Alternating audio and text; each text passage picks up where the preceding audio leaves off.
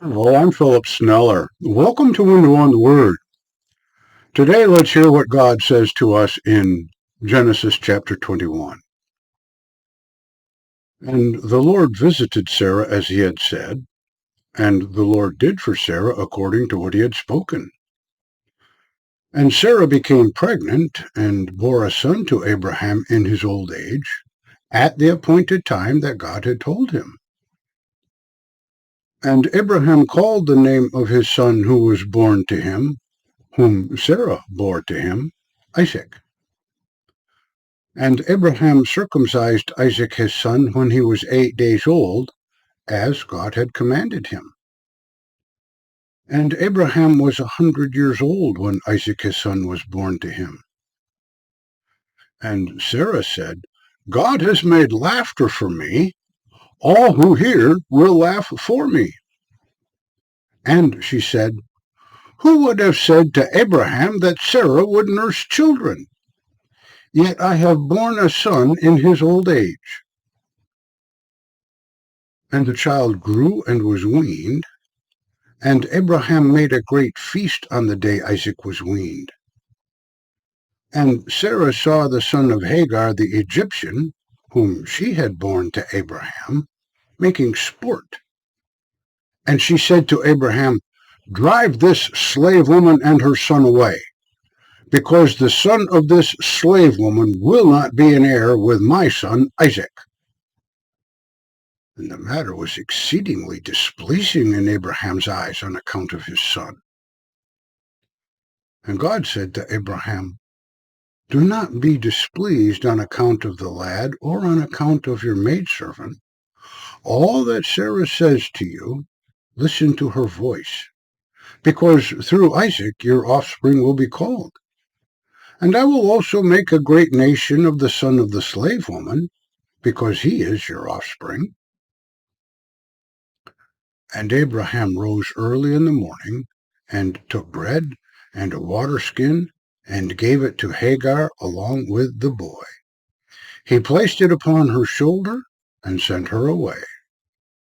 And she departed and wandered about in the wilderness of Beersheba.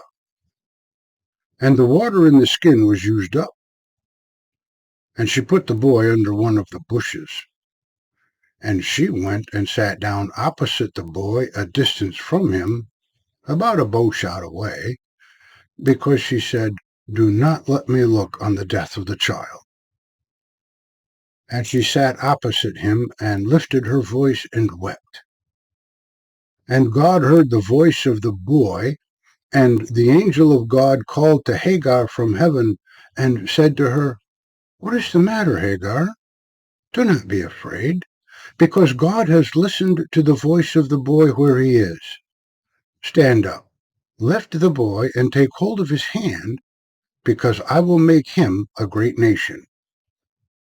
And God opened her eyes, and she saw a well of water. And she went and filled the water skin, and gave the boy a drink. And God was with the boy, and he grew and dwelt in the wilderness, and he became an expert with a bow. And he dwelt in the wilderness of Paran, and his mother took a wife for him from the land of Egypt. And it came about at that time, Abimelech and Phicol, commander of his army, said to Abraham, God is with you in all you do. So now swear to me by God here, that you will not deal falsely with me or my offspring or my posterity. According to the kindness that I have done to you, you do to me and to the land where you dwelt as a sojourner. And Abraham said, I swear. And Abraham chided Abimelech because of a well of water that Abimelech's servants had seized. And Abimelech said, I do not know who did this thing, and you did not tell me, and I did not hear about it until today. So Abraham took sheep and cattle, and gave them to Abimelech, and the two men made a covenant. And Abraham set apart 7 ewe lambs of the flock. And Abimelech said to Abraham, "What are these 7 ewe lambs that you have set apart?" And he said, "That you may take the 7 ewe lambs from my hand, and they will be a witness for me that I dug this well." Therefore the name of that place is called Beersheba, because there the two of them swore an oath. And they made a covenant at Beersheba.